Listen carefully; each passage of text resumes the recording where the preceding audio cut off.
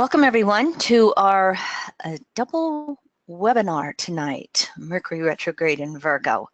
I've actually got two different webinars that I've put together. I'm going to go through the Mercury Retrograde a little fast so that we can get to the Great American Solar Eclipse webinar and the material that I've prepared for that. First of all, though, before we get started with Mercury Retrograde, our housekeeping slides. Here at Evolutionary Astrology Network, you can study with us three different ways: our free weekly audio podcasts, our astro library that you can subscribe to, and of course our evolutionary astrology course. Here is the astro library. It is three different sections, over a dozen years of materials by myself and other evolutionary astrologers. You can subscribe 1 month, 6 months, 12 months, or you can do a monthly recurring that you can cancel at any time. You can do a single section, combo of all sections. And right now, if you look at your screen in red, we're having any library subscriptions half price off through Mercury Direct on September 5th.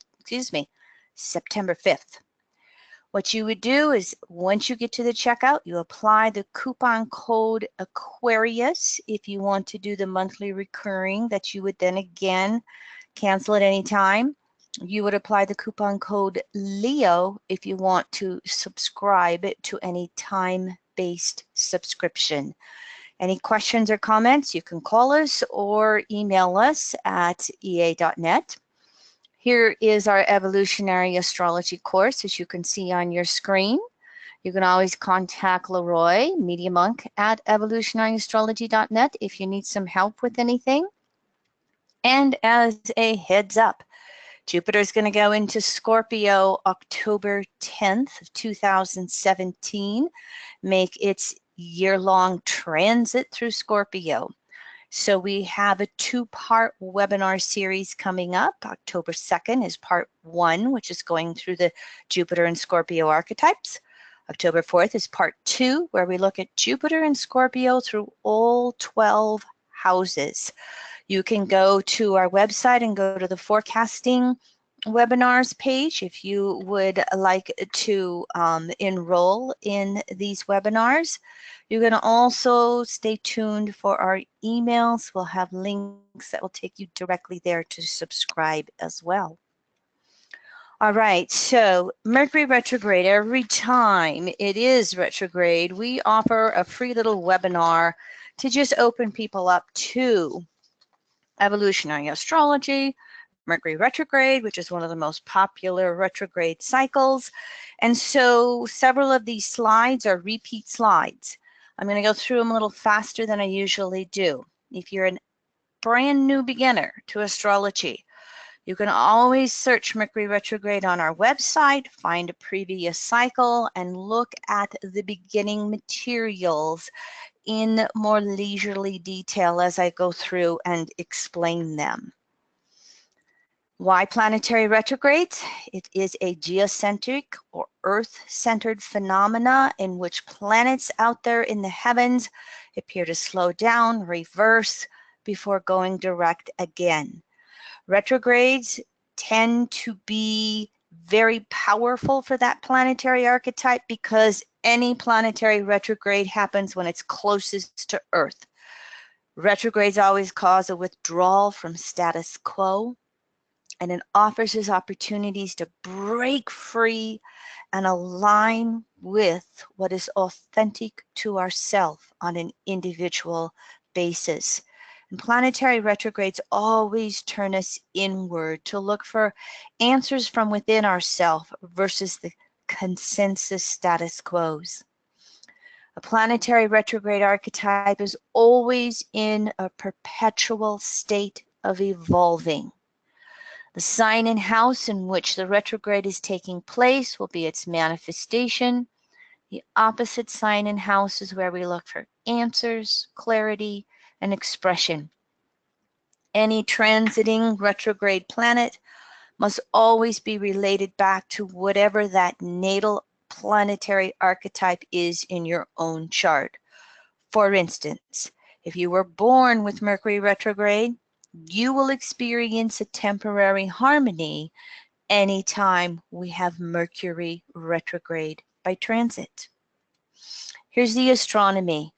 Mercury, even though it goes around the sun, from our Earth-centered perspective, Mercury never gets more than 29 degrees away from the sun. That's why whatever your sun sign is, Mercury is either the sign before, sign of, or sign after.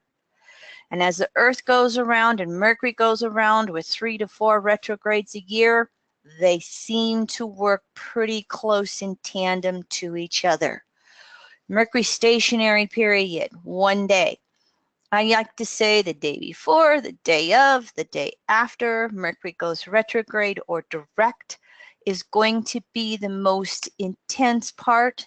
That's where you want to drive defensively, back up your materials or your photos on your smartphone. You want to take care of all of your technical communication devices as much as possible. You want to check the details more than once. Here's how it looks in the sky. This is Mercury moving, goes into shadow, making the first passage of the degrees where it will turn and go retrograde as you see the red. And then when it goes direct and goes forward in the sky again, this is the 1, 2, 3 chances to get it right. Or, as I always say, 3 strikes, you're out in baseball. I know that came from a planetary retrograde, ha ha, Leroy. Mercury retrograde reverses through the elements of the zodiac, water, air, earth, fire, and it will spend approximately a year in one element, a year transitioning from one to the next. For instance, 2017, retrograde start in earth, going back to fire, and we end the year with Mercury retrograde in Sagittarius, which is the fire element. Mercury, if you didn't notice this, earth signs 4 months of 2017, fire signs 4.5 months of 2017. Here's the 2000 retrograde cycles, fire, and then going from fire to water. Here, Mercury rules 2 archetypes in the zodiac, and in evolutionary astrology, the planet, the sign, the house is interchangeable in its archetypical spectrum of meaning. Mercury's rulership of Gemini in the 3rd is known as outer Mercury because of the active polarity. Again, I'm not going to go through all of this. You're going to have the PowerPoint slides in which you can review any of this information that you're going to see on the screens tonight. Mercury's rulership of Virgo in the 6th house is known as the inner side of Mercury because of the passive polarity. The outer Mercury, active mutable air. Air can be more outgoing as well. Passive can be that earth, that grounding, that practicality that we can look at. When Mercury is retrograde, it is a time period to release excess thought. Our mind has become saturated. It's harder to process information, and we've just got to quiet down and release and just throw out all the clatter, the chatter, the mental patterns. So it is a time period to go inward and quiet our mind, to find that inner sense of self. We have to go to the intuition first, logic and fact second. And this is because Mercury retrograde takes us from left brain to right brain. Mercury as ruler of Gemini points to polarity Sag, ruled by Jupiter, right brain. Mercury ruler of Virgo points to polarity Pisces, ruled by Neptune, which sometimes we'll say whole brain because it's that last of the 12 archetypes.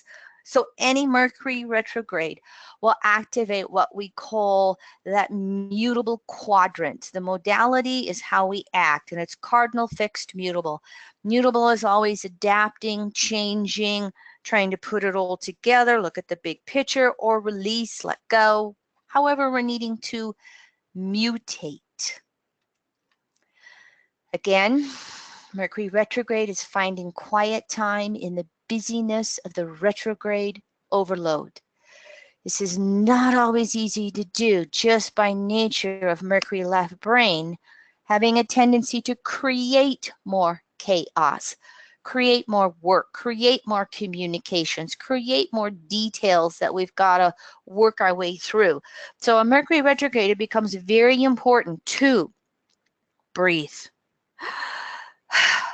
exercise, quiet the mind, get out in nature. Because what we're trying to do is prioritize the mind and figure out the best way to move forward through the saturation of busyness and chaos going on around us. This particular Mercury retrograde cycle is going to be in Virgo-Leo. Mercury, of course, is going to go retrograde Saturday, August 12th at 11.5 degrees Virgo. It's going to go direct September 15th at 28.5 degrees Leo. During this time period, Mercury is going to spend approximately 3 months in 2 signs of the zodiac. Mercury direct typically will spend 2 weeks in a sign of the zodiac. So we're going to double it in Leo. We're going to quadruple the time Mercury is going to spend in Virgo. And here's the dates on the screen for you in which this is taking place. Here are time periods. Here's Mercury's last exterior conjunction to the sun when Mercury was opposite side of the sun from where we are on planet Earth. Mercury went into shadow July 24th when it first hit 28.5 Leo. Again, Mercury retrograde August 12th, 11.5 Virgo. Here's the highlight of the Mercury retrograde cycle. August 26th, 4 degrees Virgo. Mercury direct September 15th, again, 28.5 Leo. And then the third passage of Mercury post-shadow, September 19th, 11.5 degrees Virgo. Mercury moves on beyond. So this Mercury retrograde cycle period is lasting from the latter part of July all the way through mid-September, about 2 months with every Mercury retrograde. Yes, it can seem like you no more than get done with a Mercury retrograde, and here comes another one. And of course, here's the next Mercury interior conjunction, October 8th at 16 degrees Libra. Again, I just want to point out any planetary retrograde, Mercury on out to Pluto, the highlight, the aha moment, the light bulbs going off is whenever that retrograde planet has a conjunction, Mercury or Venus, or opposition, outer planets to the sun. So again, make note of this right here, because this is where you're going to get those big ahas of how to release all the Virgonian detail in your world and go to that Piscean polarity of clarity, simplification. Mercury, April 9th. Okay, this is the wrong Mercury retrograde chart. We'll just ignore that. I don't remember making Mercury retrograde. I'll take that one out. Here's Mercury retrograde in Virgo. And again, you can just look at some of the things going on with your screen. Most of what you see here is Virgo detailed words, Virgo archetypes. You know, Virgo is where we're finishing up the first half of the zodiac, moving into the second, Libra, the other. And so Virgo has a lot of cup half empty versus cup half full. Virgo is having to really learn how to let go of the Leonian ego that came before it. More on that as Mercury retrogrades into Leo. Then how do we adjust ourselves to get ready to that world of others? When Mercury goes retrograde in Virgo, we can just kind of get overwhelmed with all of the details. Like, for instance, Kim Marie getting overwhelmed with the number of slides that she put together, and I probably still forgot a detail, haha. And the conscious mind is also Virgo orientated. And so when I said that cup half empty, we can pick apart what's not working. We can get frustrated over it. We can self-analyze anything in our world, inner, ourselves, outer, others, to pieces. Again, what's wrong with this? What's wrong with that? And we have to turn it into a step-by-step process. Virgo's so aware of imperfection, what is not perfect. And what Virgo has to recognize is that there is a process to perfection. And with Virgo, it's step by step by step. So we got to let go of details in our world when Mercury's retrograde in Virgo. Because it's earth element, it will always bring up issues around resources, money, and finances. Of course, this will involve our jobs, our day-to-day work performance. This will get emphasized because Pluto's transit through Capricorn does not want to let go of resources. And so I'll talk about the Mercury-Pluto aspects that we're going to have during this retrograde cycle. It can bring, again, resources to some type of crises during this Mercury retrograde. And depending upon prior actions, resources and finances can either be lost or gained during this particular part of Mercury's retrograde cycle in Virgo. And remember, it backs up into Leo for about 10, 11 days, but then it's 2 months in Virgo. So this is an excellent time to, as you're slowing down, prioritize and address any details that you've been procrastinating. Another Virgo word.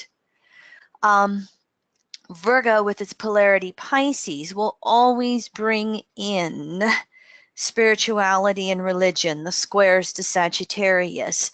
And with Virgo Pisces and what we would know as patriarchal conditionings on planet Earth, last 2,000 years of the Piscean age, last 6,000 to 8,000 years of humanity, the guilt that is imposed and conditioned on Virgo because it's imperfect and aware of it creates what we call these sadomasochistic patterns. Guilt, we have 2 responses to that. We can atone the victim pattern. This is where we need to learn healthy boundaries through this Mercury retrograde, when to say no to doing too much, loving ourselves through imperfections. The other response to the guilt of Virgo is anger or the victor pattern.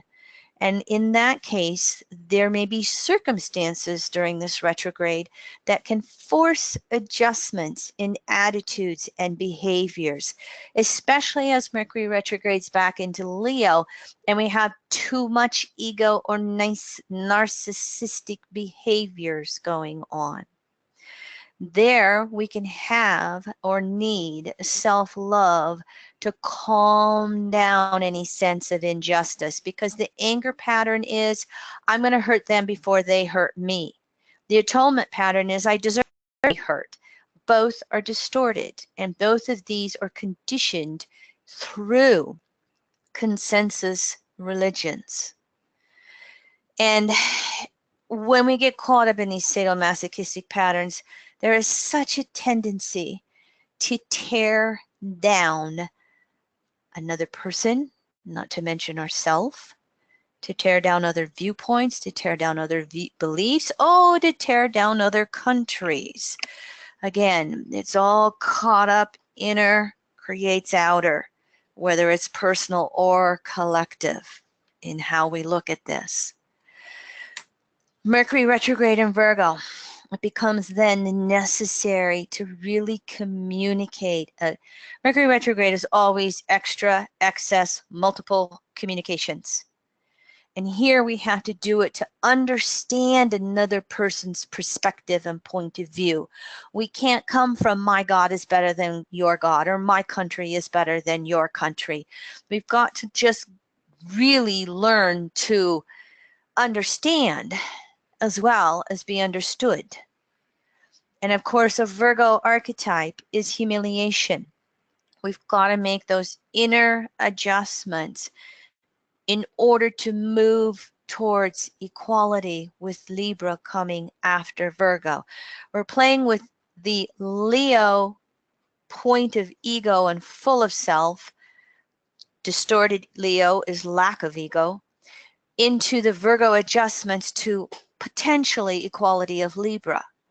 And this is why Mercury retrograde in one of its own signs, Virgo, these adjustments get so strong during this retrograde cycle.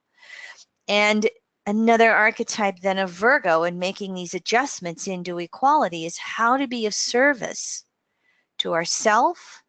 What do we really need? The exercise, the diet, the meditation, the Tai Chi, all of those Virgo health and wellness things start to come in here under really honoring this body temple that we're born into. Service to another person, to our family, co-workers, community, political leaders, the environment, animals. How do we be of service to planet Earth? And Pisces polarity with healthy boundaries. So healthy Virgo. Virgo is one of those archetypes that gets such a bad rap in astrology. And I wonder if it isn't because of the end of the Piscean age and, of course, the Pluto and Virgo generation, 1956-57 through 1971-72, is just so much into some of these distortions of Virgo. The healthy Virgo is learning how to be gentle and loving with ourselves and others. Again, healthy boundaries. Your freedom ends at my nose. My freedom ends at your nose. We're learning this. If you're paying any attention to the news, we're going to have such a Virgo review process in regards to this on a collective level. Stay tuned, more in other slides. Then Mercury's going to retrograde back into Leo. Excuse me if I don't go through every archetype. My Pluto Virgo. We'd be here all night long, and I think some of you would like to have this short and succinct. If you think I'm forgetting something, type the question on the chat board into Leroy. He'll answer back. He'll bring it up on this call if it's an answer he doesn't know or it's something that he feels we should discuss on the board. Mercury is going to go stationary direct again. Remember, 28.5 Leo on September 5th. The August 21st solar eclipse is 2852 Leo, 2853 Leo. It's 29 degrees Leo. Everything about this Mercury retrograde reversing to Mercury stationary direct. Everything in this Mercury retrograde comes to a head when Mercury goes direct. So we not only have the August 21st eclipse to move through, we have Mercury stationary direct to get through. And as I'll show you in future slides, we have 3 Mercury conjunctions to Mars in Leo in the sky. Oh, and all that's on Donald Trump's Mars in Ascendant. So don't just think if we move through August 21st, everything's going to be okay. Eclipses are known to last at least 6 months from one eclipse season to the next, but you can see the impact of eclipses for a year, 2 years, as transiting planets then move through the zodiac and move past an eclipse point in the zodiac. The first one we're going to have is, again, Mercury stationary direct right on the eclipse point.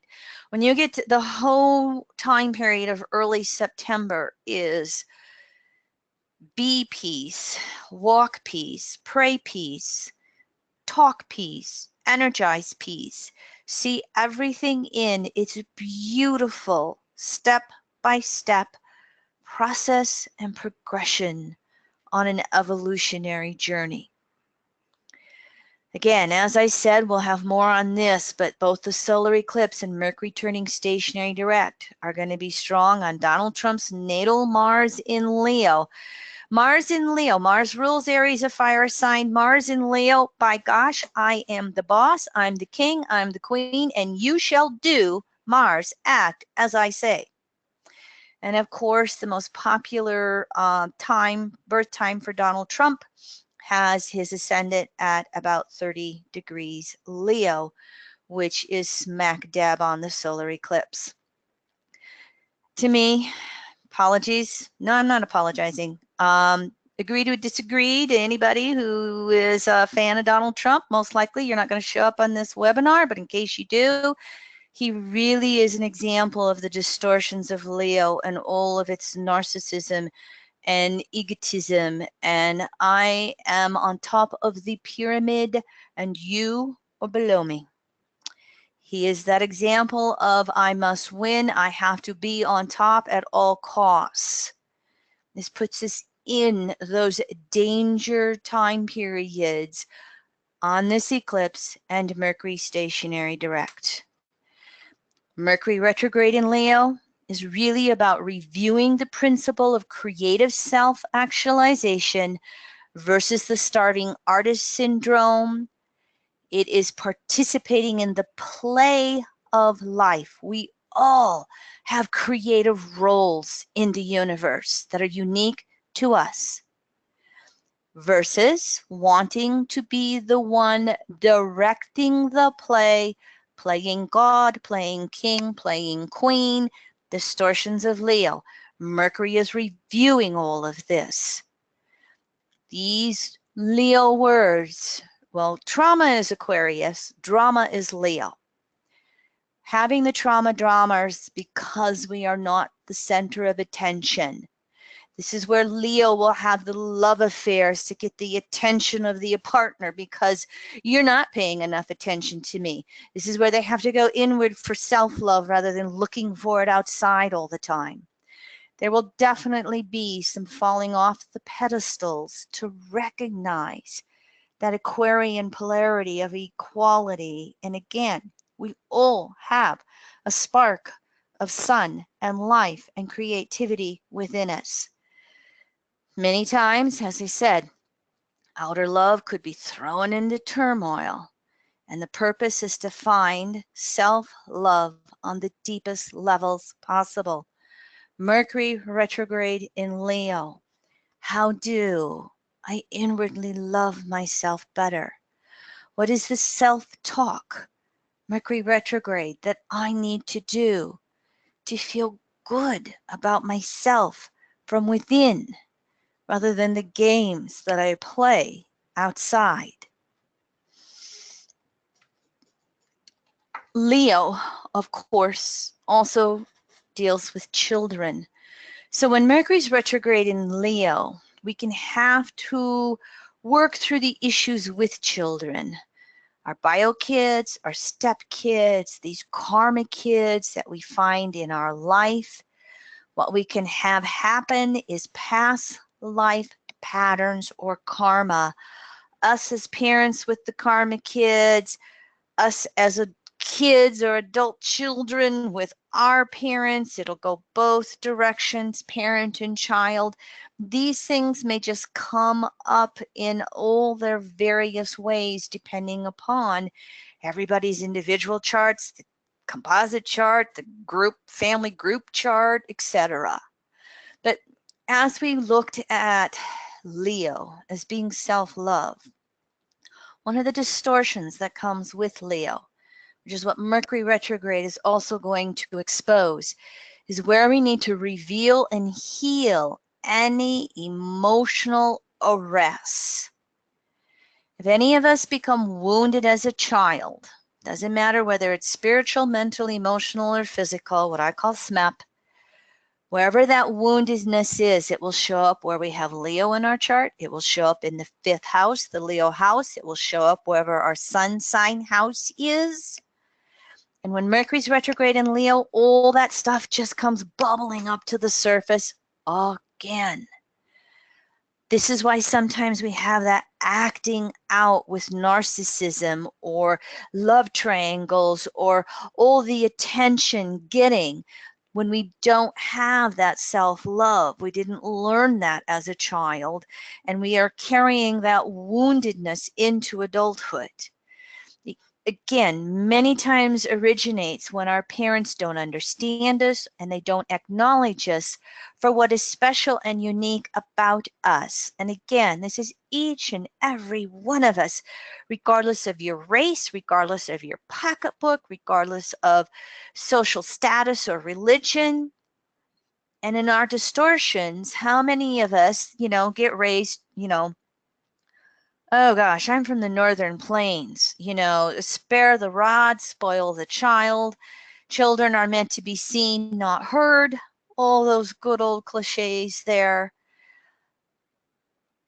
Just take a moment and see, where has this happened for you in your life?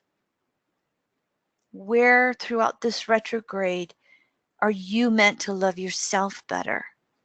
If you have children, no matter what age they are, what could you notice about your child and perhaps express to them during this Mercury retrograde?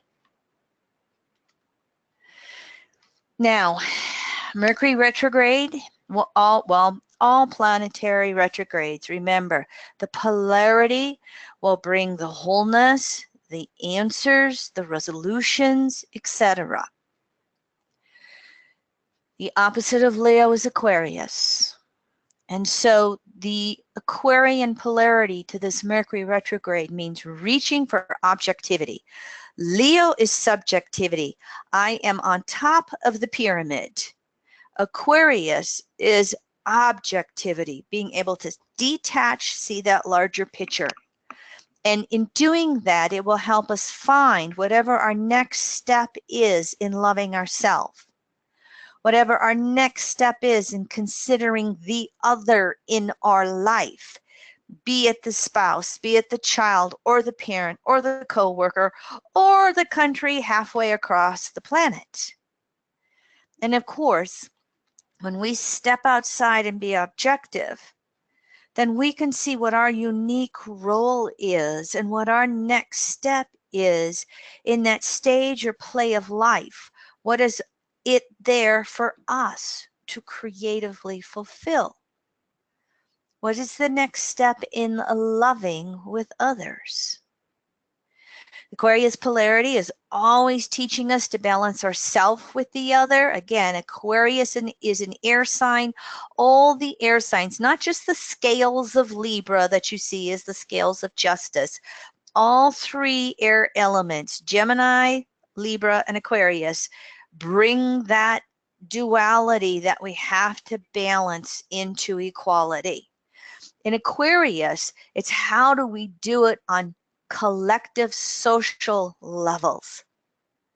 So how do different societies balance with each other? How do they allow each society or each country to have their role in the whole picture?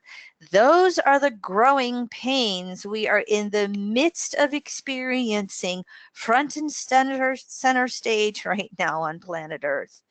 And it'll come through sometimes the distortions of Aquarius, remember, is trauma. We get paralyzed rather than making Aquarius a revolutionary step forward, rather than looking at that larger picture. So this Aquarius polarity in many ways can create collective calls to action. Collective calls to action, maybe in our coworker group, maybe as a societal or national group relative to what our leaders want to do without any perspective on the larger picture. So there can be the social unrest that go on. There can be social changes as we individually and as groups of individuals perceive the need to change any group dynamics. We'll see this through world events or traumas that will come to be known as wake-up calls. They're not always fated to happen, but you know, the archetypes are definitely here to play it out if that's the case. How will we exercise our free will individually and collectively? The Aquarian polarity is also being able to objectively recognize long-term consequences of anything. And I put nuclear war in here because Leo can be a risk taker to gain attention individually and collectively. The Aquarius polarity is where we can step back and go, oh, wait a minute, that's not what I intended to have happen. And we can look at that mentally. Aquarius is an air sign, so it will relate to this Mercury retrograde. And we can kind of foreshadow consequences on, you know, consequences of our own individual actions and communications, and on a collective level as well. And of course, as we had talked about, you know, the arrested development of children and all of the karma around parenting and children issues that we address here, Aquarius can also help us be more objective in those ways as well. We can recognize consequences of things we may have done or want to, you know, rain down on our children because we're the parent, etc. And of course, you can, you know, we may see children in the news in some way, especially if somebody is wounded enough to, you know, use the nuclear code, so to speak. And this time period, there can be loss of parents, children, loved ones. There can be birth of parents, children's loved ones. No more, no less than any other time. But it will have more impact and meaning on us when Mercury's retrograde in Leo with an Aquarius polarity. And of course, love and sexuality, in the distortions with Aquarius, it becomes scandals, it becomes inequalities. You know, who else was captured and locked away and escapes, or it's found out. The big issue would be to recognize our loved ones as companions and friends, to create that foundation before lovers. In the natural zodiac, Leo is lovers and Aquarius is friends. And in the natural world, friends become lovers, and when they're done learning the lessons of intimacy, they go back to friends. And so there's an interchangeability between friends and lovers.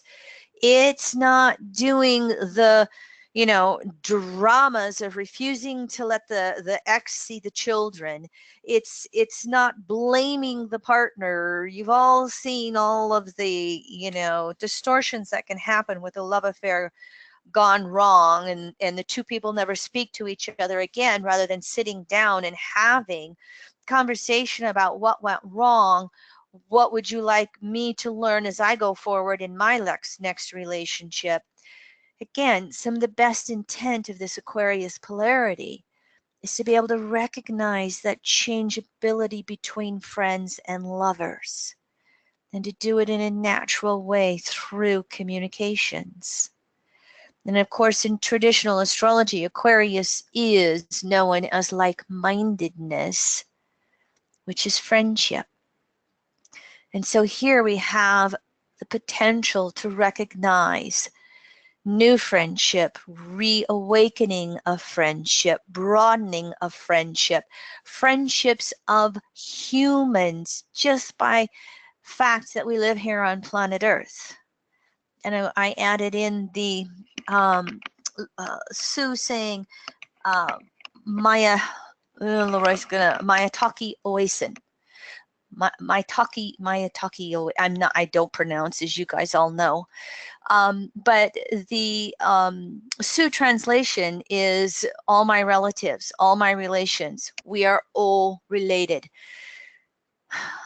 Leroy, would you please pronounce this one for me? You are muted, sweetie. You are muted.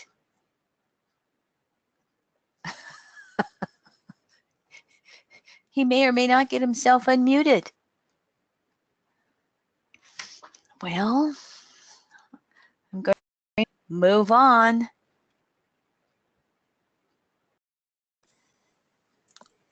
Kim? Pronounce it on the next. Yeah, there you go. Hey. It is a wonderful word, expression by the Sioux Indian, but it's it kind of hard to pronounce, but it's Matakiawase. Matakiawase. Yeah. Matakiawase. The Sioux had a, Thank you. yeah, it was a wonderful language the Sioux had. It was more guttural and more vowels than consonants, so you kind of roll it all together. So there you go. Sorry for getting on too late. That's okay. Thank you very much, honey. So when Mercury is retrograde in Virgo, it points to the Pisces polarity. And Pisces is the last of the 12 archetypes. And so Pisces is that effort to really simplify life. Because Pisces, as the 12th archetype, contains all 11 archetypes that came before it. It is that collective conscious unconsciousness. And this is where all that confusion can come in with Pisces, because it's just so much. It's everything. And so there's this Piscean lesson where we really need to simplify and prioritize. And that's what that Mercury retrograde polarity is going to point to here. During those 2 months that it's retrograde in Virgo, and we're overwhelmed with all the details. What's most important? What are my priorities?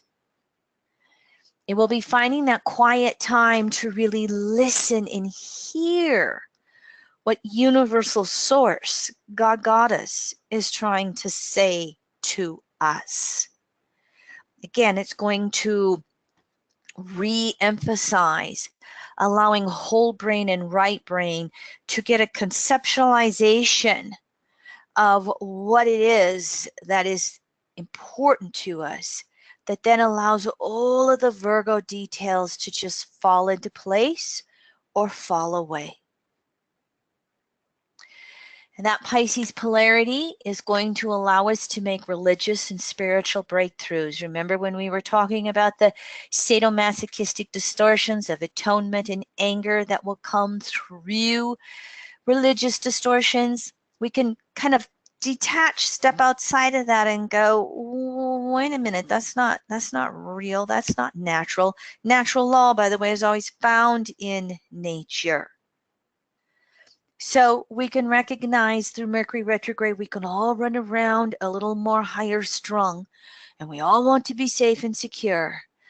And so we can breathe, again, walks in nature, exercising, Tai Chi, the yoga, the meditation, finding those ways to just breathe. Mercury, Gemini is breath in, Sag is breath out. So Mercury helps with not only the nervous system, but the breath work. And Gemini Sag square to Pisces, all right? So we can work to just be breathing peace and finding our own inner peace to calm ourselves down. So that then we vibrate peace out there with others. And of course, with Pisces as the last archetype, it's recognizing the many Virgo paths home, the many ways there are to accomplish a goal. Everybody will have a different way to do it. Sometimes we'll have the same way to do it or a similar way to do it.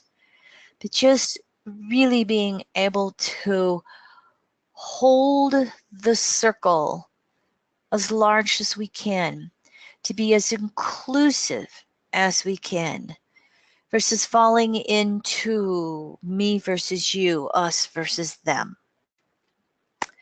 Pisces polarity is really being able to recognize the inner equality and then interacting with all of nature and all other species. It is not a human dominion over other species. And nowhere will we be recognizing this than in the next few decades, 100 years, whatever, as nature is rebalancing itself with our human activities. So can we take time to get out into nature, to just simply live life, to give ourselves downtime? Pisces is where, Pisces is known as escapism, but in a natural way, it's when we need downtime to recharge our batteries from all the busyness of everything that's going on. These Virgo Pisces archetypes are true for every Mercury retrograde, because again, Mercury's retrograde and Mercury's rulership of Gemini, Virgo relating to Sag and Pisces in the mutable quadrant. It'll be a little emphasized with the transits through Virgo Pisces. This is where we will also search for common language and emotional connections. And I left this one in here. My mother-in-law is a great one for saying, as we get together for our happy hours all over the political spectrum, you pray for your president regardless of your political party. And quite frankly, I don't know. Quite frankly, this is the most opportune time to pray for our president in the U.S. to have inner peace, to feel loved, to feel acknowledged, to vibrationally help to calm him down. And of course, with that Pisces polarity, it's recognizing that that path to perfection is one foot in front of another. Virgo practice, Virgo prioritize. We don't get there by praying ourselves perfect, Pisces. That's the distortion. We get there through putting one foot in front of another and just actually living life. Practice, practice, Virgo.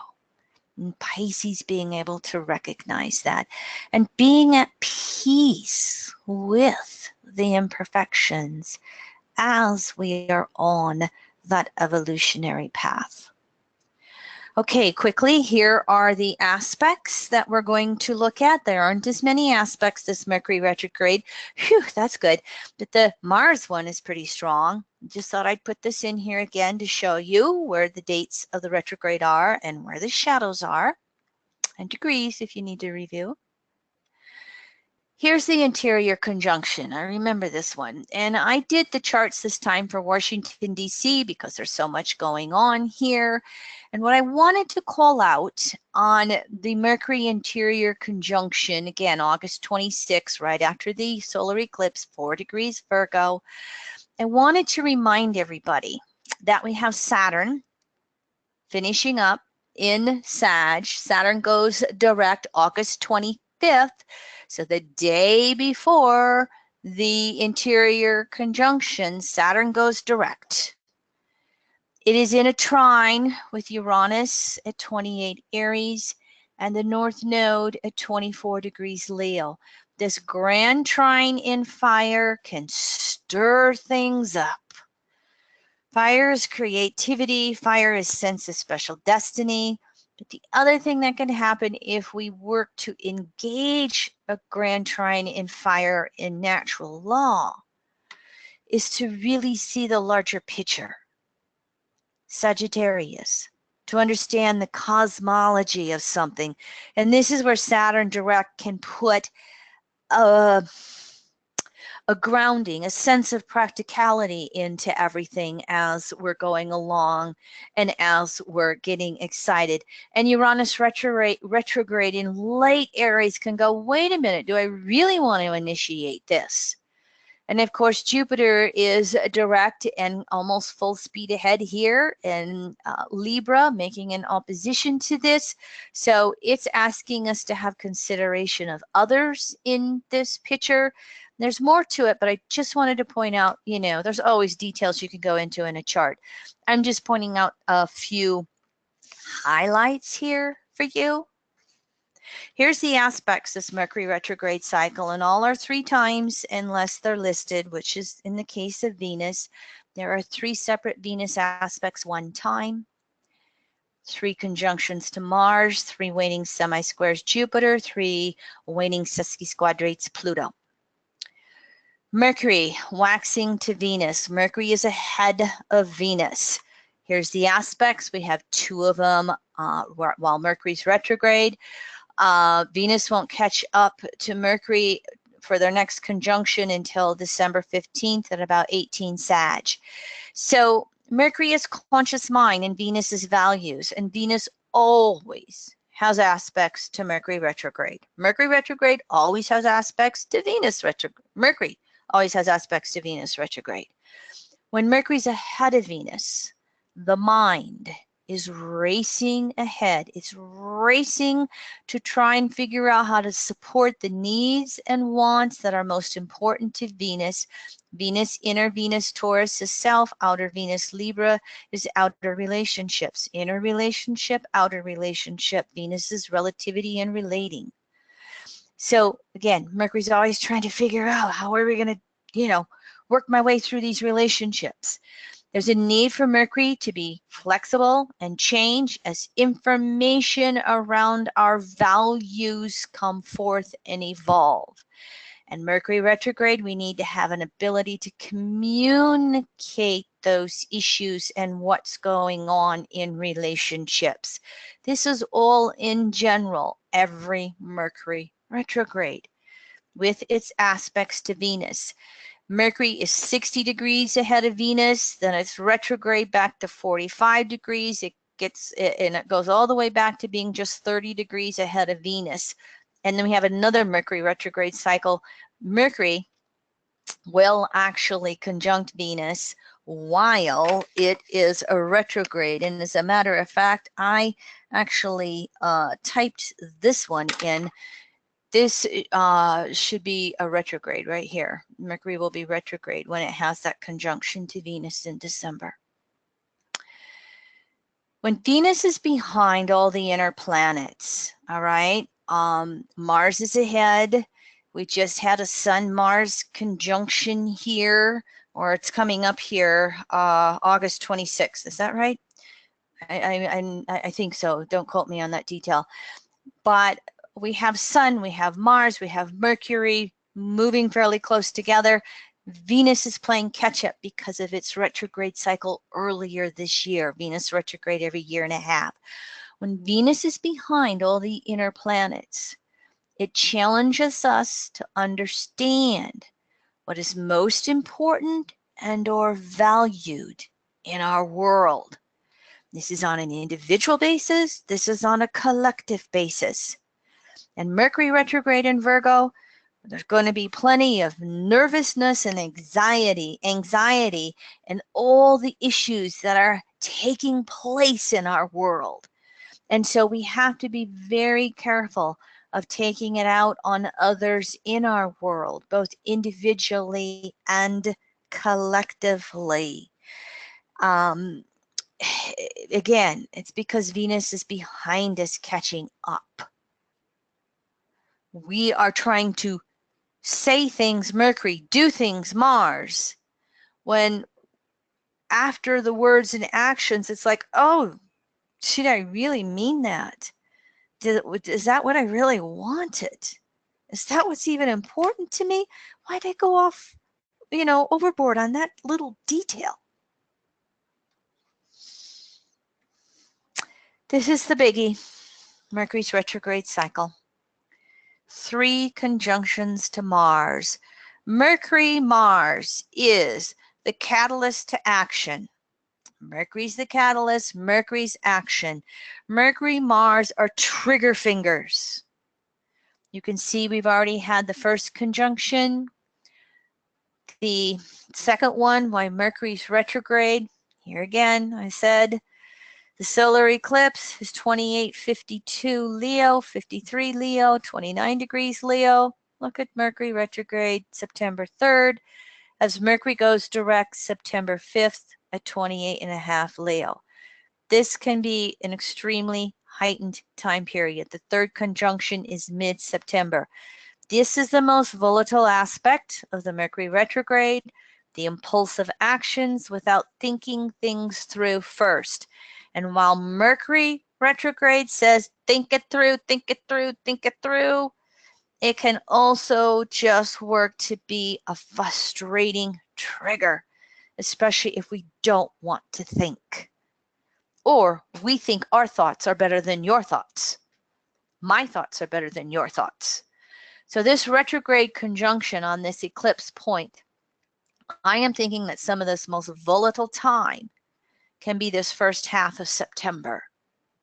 Because while the eclipse is going to spark it, the cataclysms to trigger may be these planets that pass over the eclipse point. Now, if we can make it past this early September, we might have the third conjunction mid-September. It will lend itself to thinking and consideration first. What do you want? What's that saying? Wiser minds might prevail. I'm paraphrasing it, but I think you understand what I'm saying here. So for those of you who want to pray peace, be peace, act peace, again, this is going to be the time period as much as the solar eclipse. Any of you looking or watching this lunar eclipse at 15.5 degrees Leo Aquarius, Trump was born on a lunar eclipse. All lunar eclipses heighten and trigger him, regardless of sign. This particular lunar eclipse was Sun within 4 degrees of, 4 or 5 degrees of his natal Pluto in Leo. He's really being triggered in regards to, he's a 12th house Pluto. And they're the actors of the zodiac, but they also can feel as if they are invisible in the zodiac.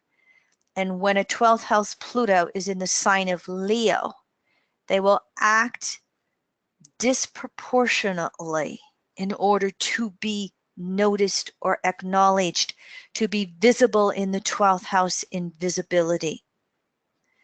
And so all we have to do is look back a couple of days from this class and see what was going on in the world. And the vibrato Leo talk with this lunar eclipse and escalating things with North Korea and nuclear weapons. We'll look at that more when we get to the eclipses in just a couple of slides here. Mercury is going to be making waning semi-squares to Jupiter here. Jupiter finishing up in Libra. Here are the 3. This is going, Mercury's going balsamic phase to Jupiter. Mercury left brain, Jupiter right brain. Balsamic phase is the last 45 degrees of a circle. It emphasizes being able to understand, look at the larger picture. It is left brain yielding to right brain. What does my intuition say? And then how do I put together the facts? This is going to be in regards to the details of relationships. So it lends towards making an effort to understand the impact of words and actions. Hopefully, this will counteract the Mercury-Mars conjunctions and calm things down. Distortions is when we use that victimization, Mercury retrograde Virgo, as excuses for any quote unquote bad behavior or to justify behaviors of distortion. Get them before they get us. Religious justifications, my God is better than your God. We get to have nuclear powers, but you don't. We get to use nuclear powers, but you don't. Need I say any more? Just look at it and energize again. Left brain surrendering to right brain and going, wait a minute, let's look at the larger picture. Let's try to understand consequences of words and actions.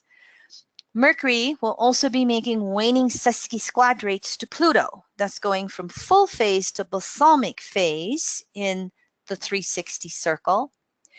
In this case, aspects are Virgo, earth element, Capricorn, earth element. So there's a reviewing of the material world in all kinds of ways. There may be some news or emphasis that comes out between haves and have-nots.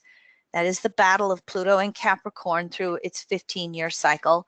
There may be some financial issues that come to a head or come in the news.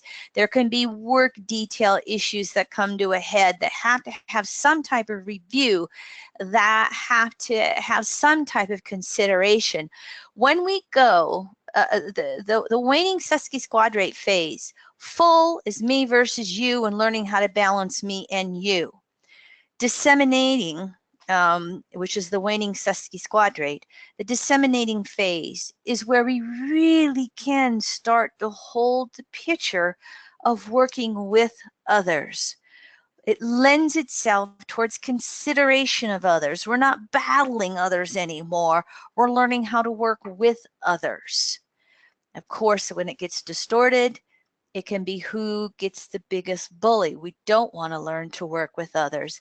Again, the Mercury aspects to Jupiter and Pluto lend themselves towards consideration of others and the larger picture to calm down the Mercury-Mars conjunctions.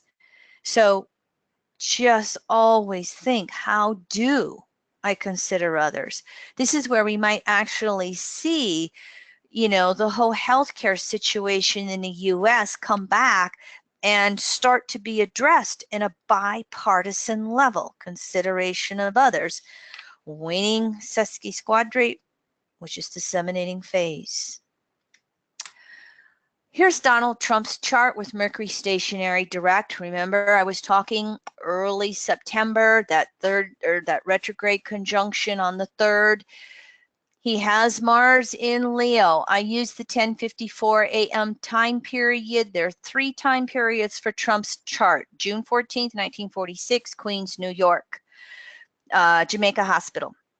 9:51, 10:51, and 10:54 a.m. 10:54 is probably used the most.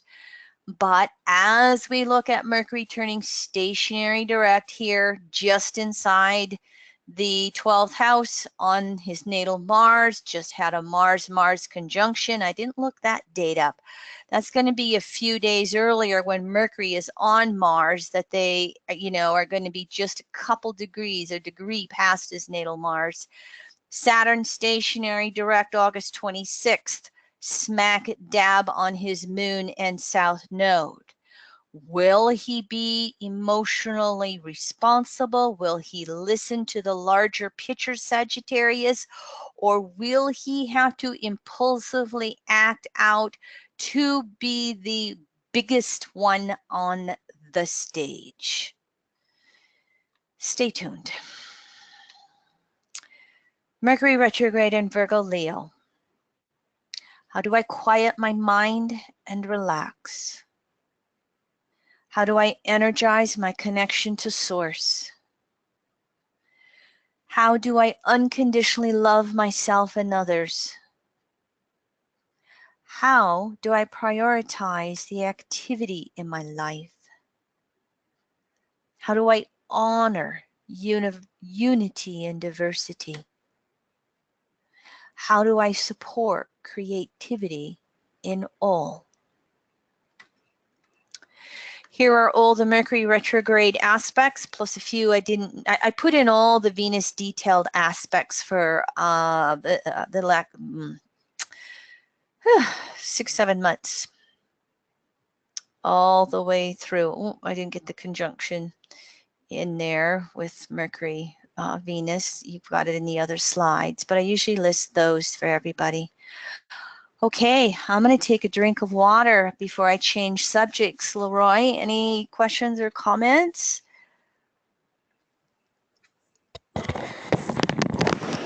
No, you're covering a lot of information fast, so we're done with that Mercury Virgo thing. Now, the Great American Solar Eclipse. I do want to let everybody know that we're going to go ahead and post this webinar on our YouTube channel. You can also find it there at EvolAstroNet and also on our podcast page of the website. So there'll be a link, and the entire 2-hour webinar can be seen in either place. Okay, so that'll kind of replace the if anybody wants to print out any slides, I'll go ahead and include that link to the PDF in the follow-up email from GoToWebinar that everybody's going to get in the next couple of days.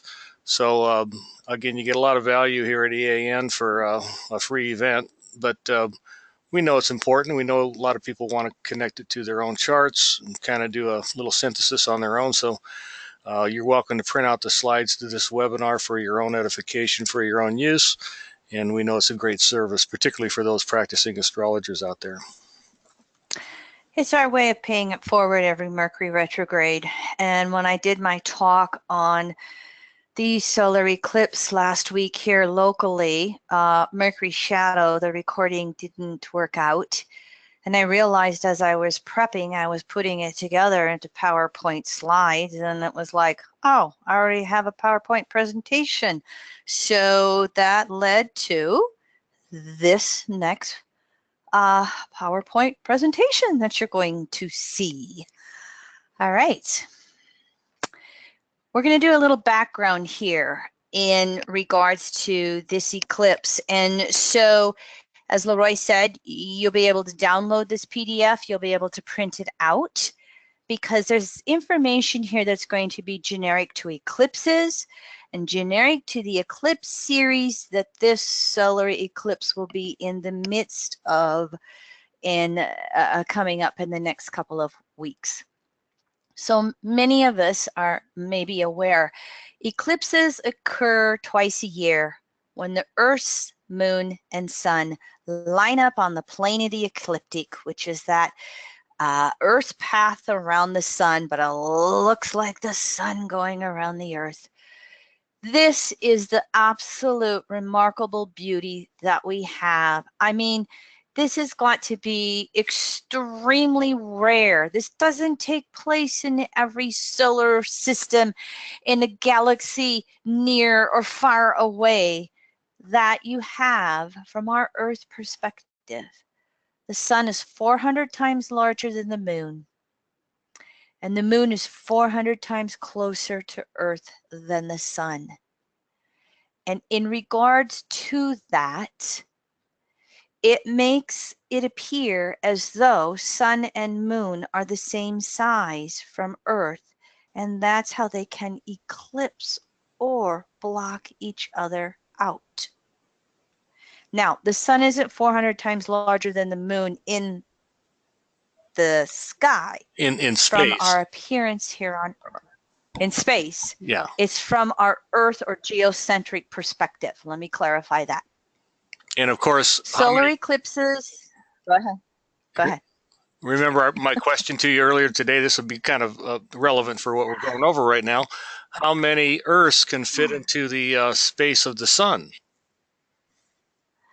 I guessed wrong. 1.2 million. I was very impressed by that.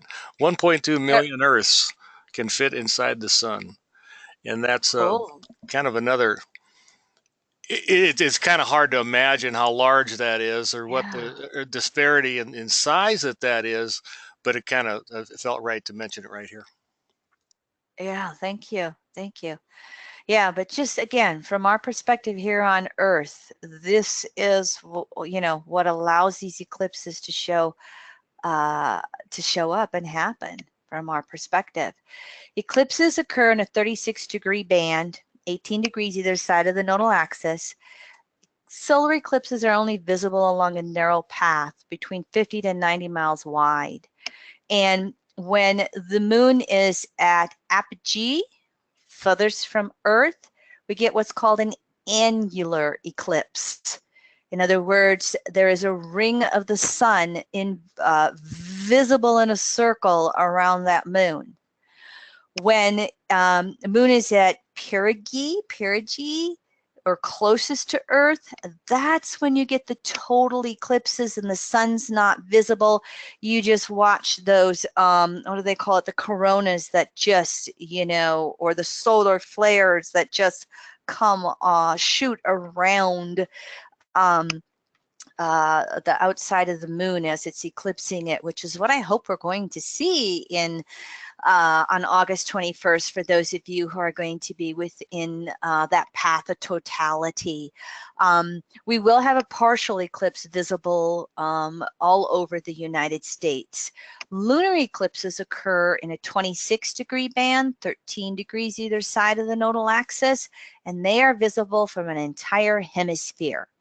Here's an example of solar eclipses. Here's the sun shining on us, and the moon is eclipsing the sun, and it makes it total in this little circle that's called the umbra. And this umbra, if we map it in this eclipse coming up August 21st, is this blue line right here. Well, it's actually the whole shaded line, okay? Right here as you watch it go from Salem, Oregon, all the way down through Charleston, South Carolina.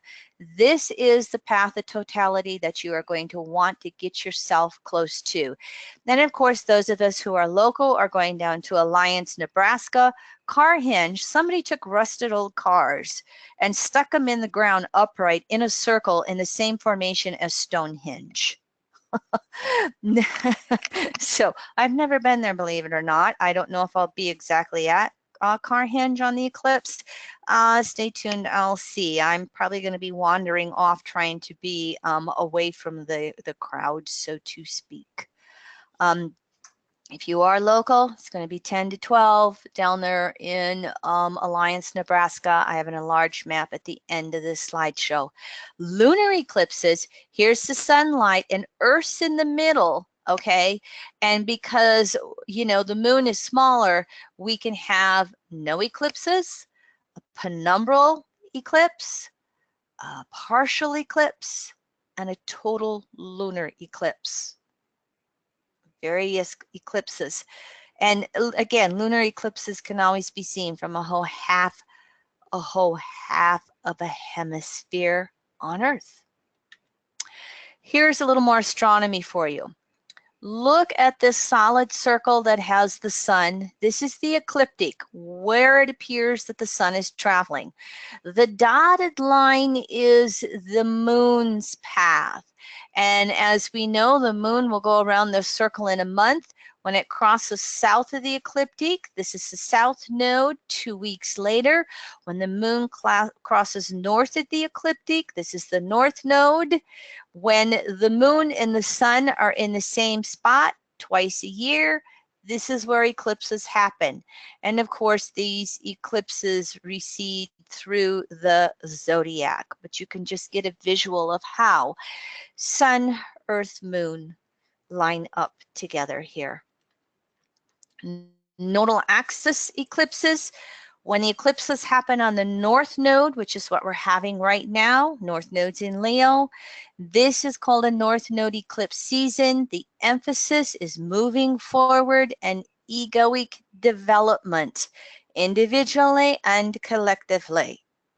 When we have eclipses on the south node eclipse season, this emphasizes reviewing the past, shedding and releasing old egos. There are typically 4 to 7 eclipses every year, 2 eclipse seasons, north node, south node, And again, between those two seasons, solars, lunars, you can see, typically we only have 4 or 5. The next time we'll have 7 eclipses in a calendar year is 2038.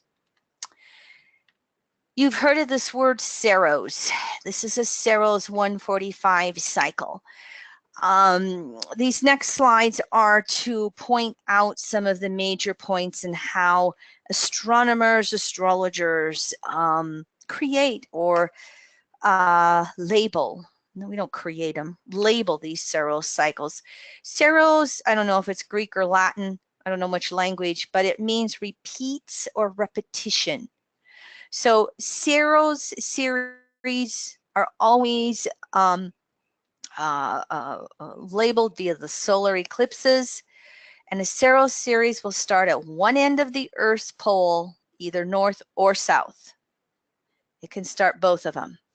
And one Saros cycle will start with partial solar eclipses.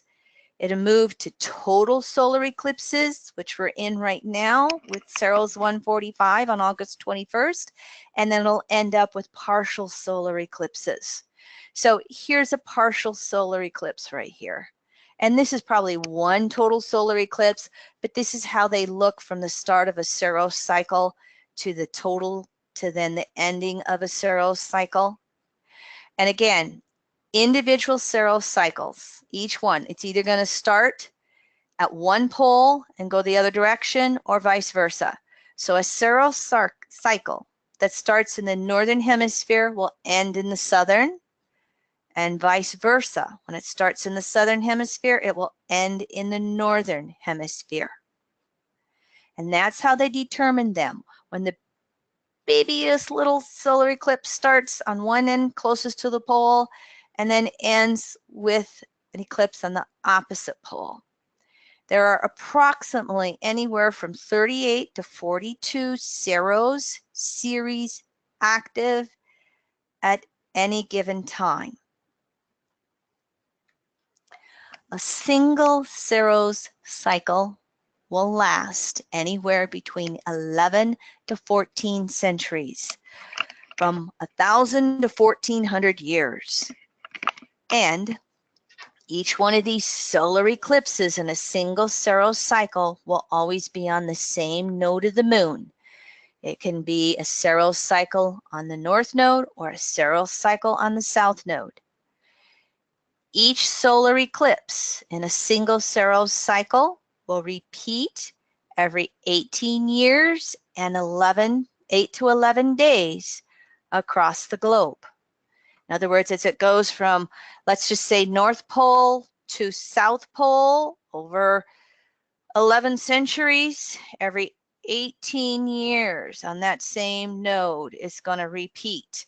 And every time it repeats every 18 years, it will have moved 10 to 11 degrees in the zodiac. And a Saros cycle moves in one direction, okay? North Pole to South Pole or South Pole to North Pole. So that 10 to 11 degrees movement in the zodiac will go either forward each 18 years or backward each 18 years, depending upon which pole it started in. And this single Saros cycle over, again, let's just say 12 centuries, it will contain anywhere from 70 to 73 solar eclipses. And so each point in that Saros cycle over 1,000 years is measured in a solar eclipse that comes along every 18 years. Astronomers will label Saros series by number. And this is by far the most common way we talk about it. For instance, this August 21st eclipse is in Saros 145. I don't know where they get their numbers. I didn't have time to research that.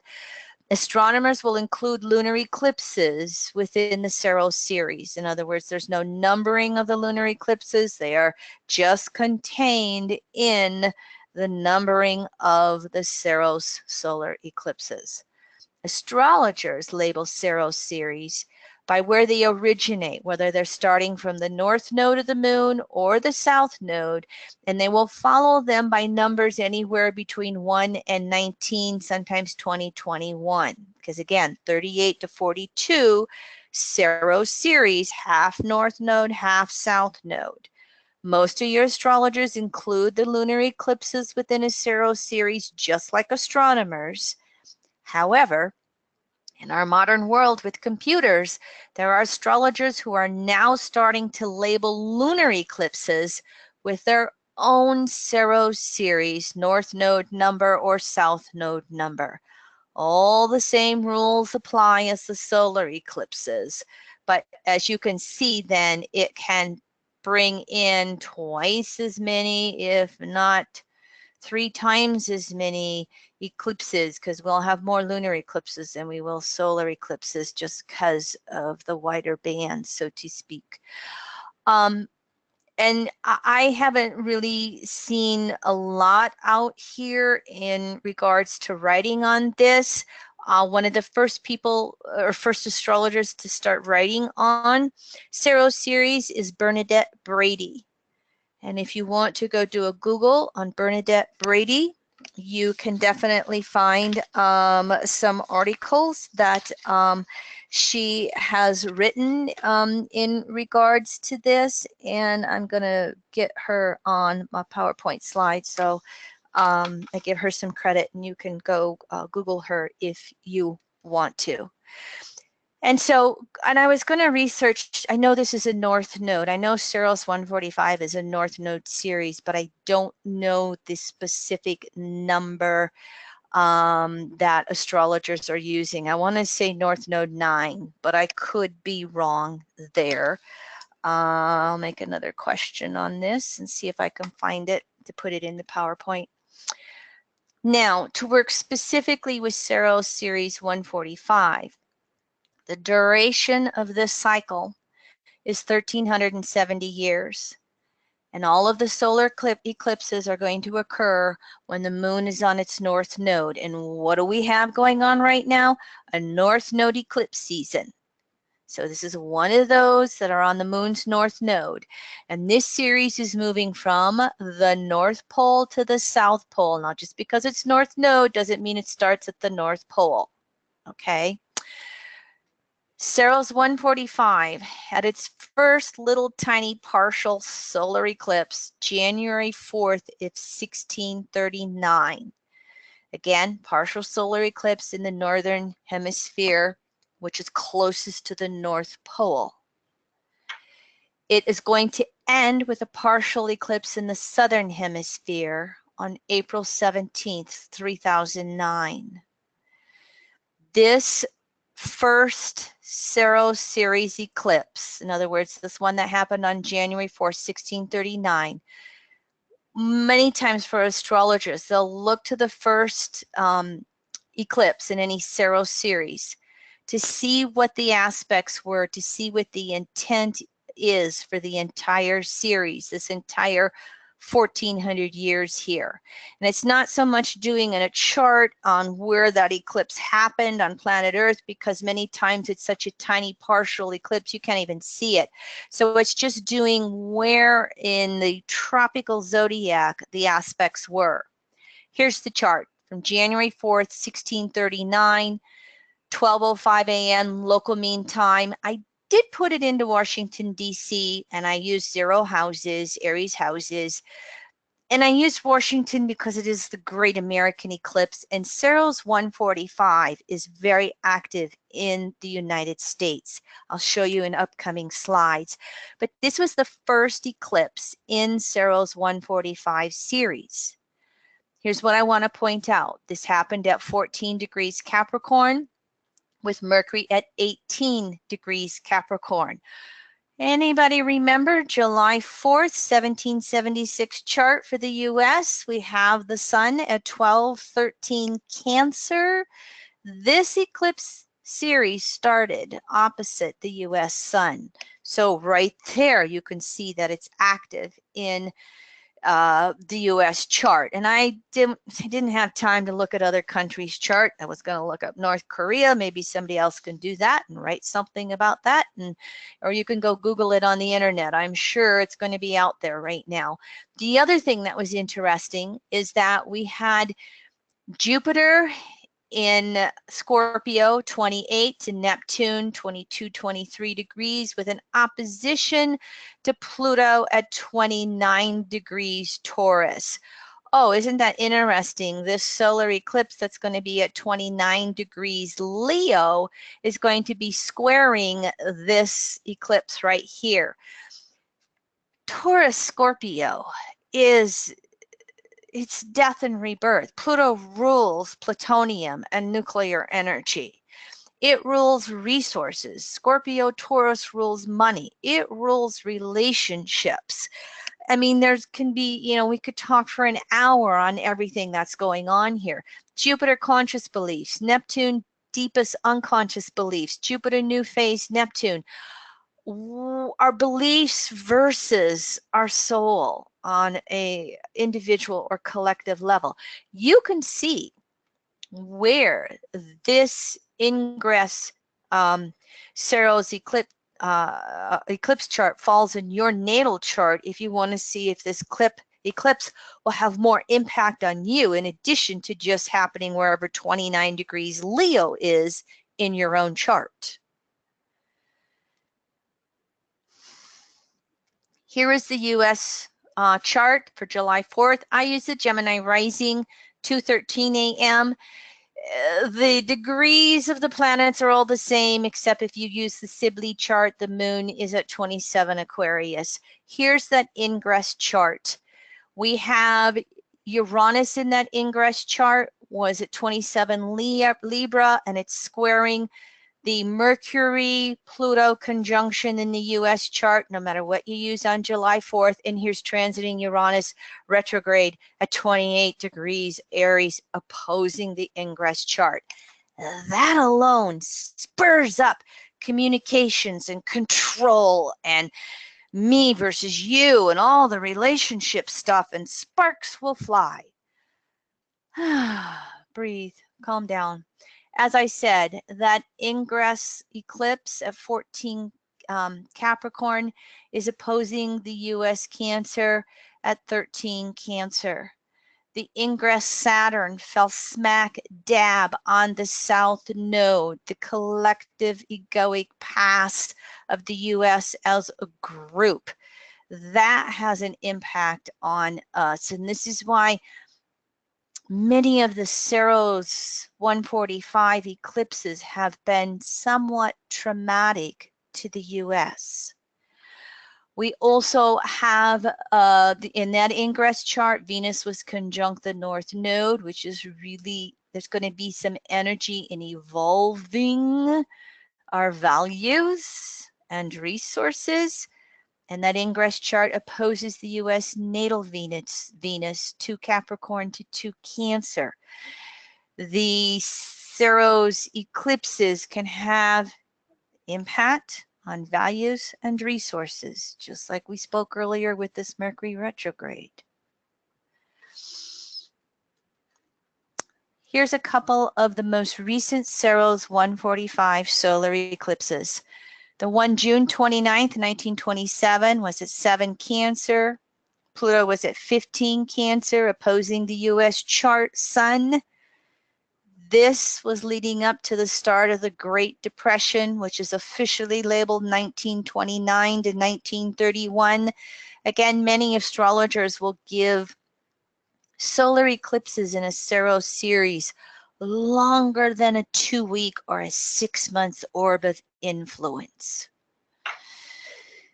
The July 9th, 1945 solar eclipse was 17 Cancer. Saturn was at 15 Cancer. These were smack dab on the U.S. sun. Hiroshima, August 6th. Nagasaki, August 9th. The end of World War II, September 2nd. Oof. Does that one feel like a repeat, anybody? Maybe do it differently? The one on July 20th, 1963 was at 27 Cancer on the U.S. Mercury, opposed the U.S. Pluto. Venus was at 16 Cancer on the U.S. Sun. President Kennedy was assassinated November 22nd of the same year. Civil Rights Act came along 1 year later, it was July something, 1964. So to just give you an example, looking backwards on how the Saros 145 solar eclipses have again impacted the U.S. chart.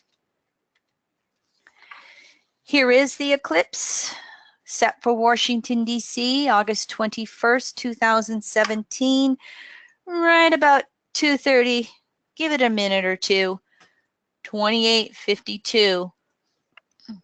Again, across most of the U.S. when we're having this eclipse.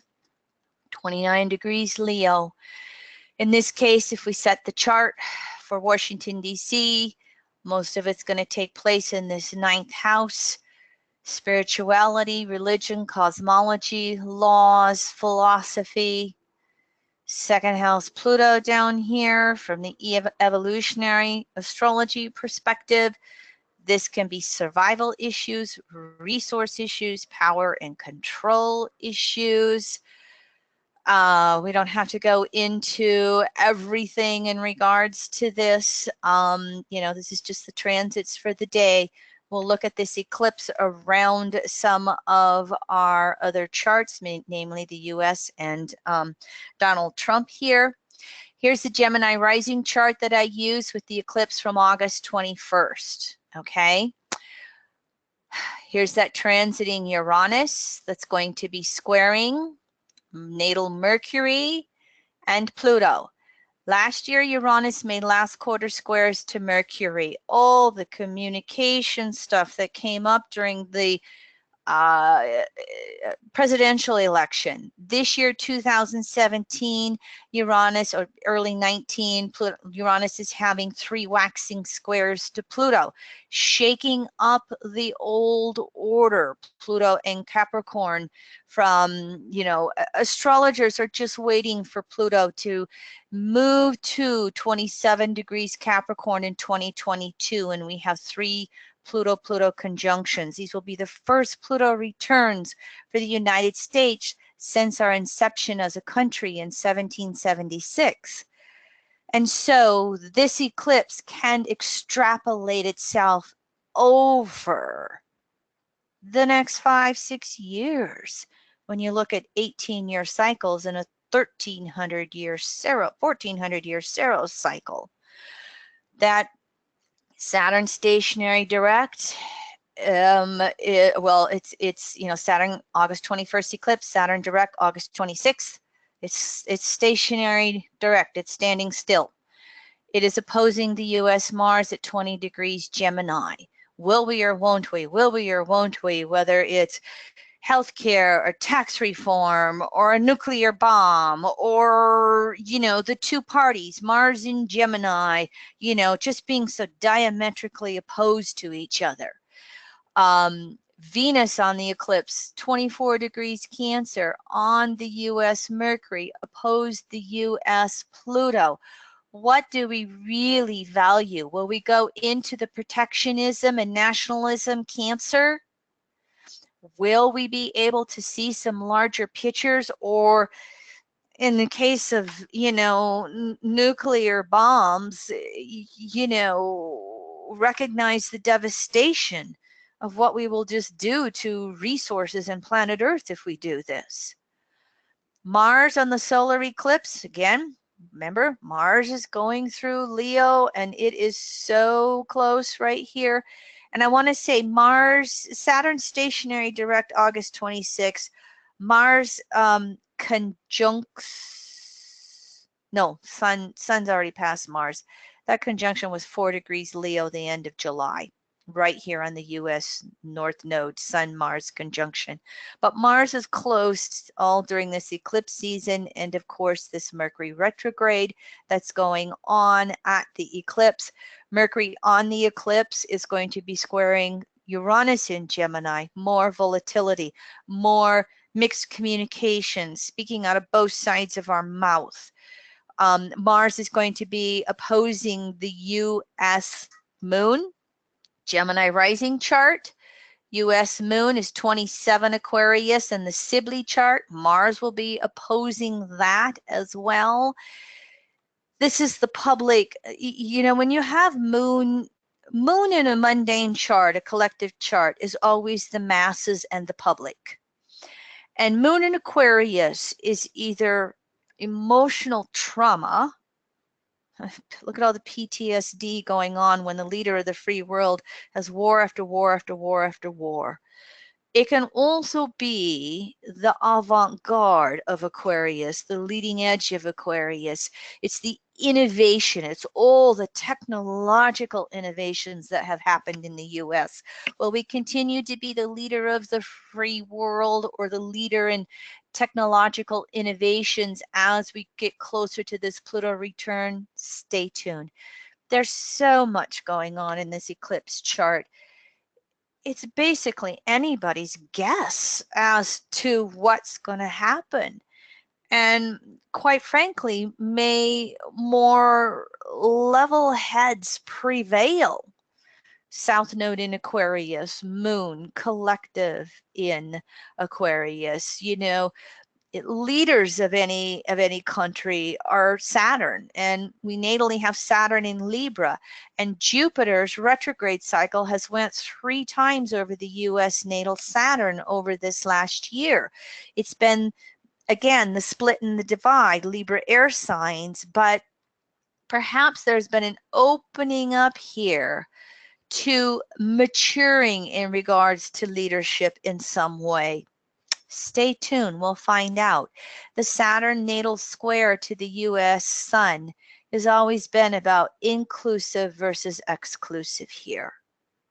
And so these things are going to be, this inclusive versus exclusive theme is really going to be shaking things up throughout the next month, just throughout the next year. We're going to have a nodal return no matter which chart you use when the transiting north-south node backs up to the natal south node, north node to natal north node. A collective nodal return for us, are we going to be paralyzed with fear, or are we going to be making revolutionary steps forward? Are we going to all be going into personal self-responsibility? Are we going to go towards self-responsibility as a country? Are we going to be looking for objectivity of truth? Or are we going to be caught up in the lies? Can you get all the activity that's going on in regards to just the solar eclipse on the U.S. chart?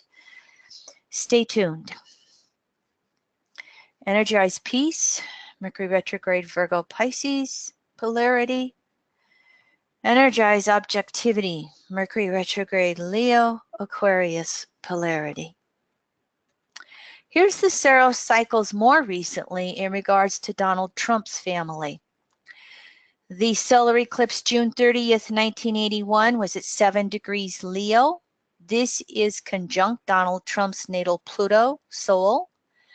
His brother died of alcoholism September 6th, the same year.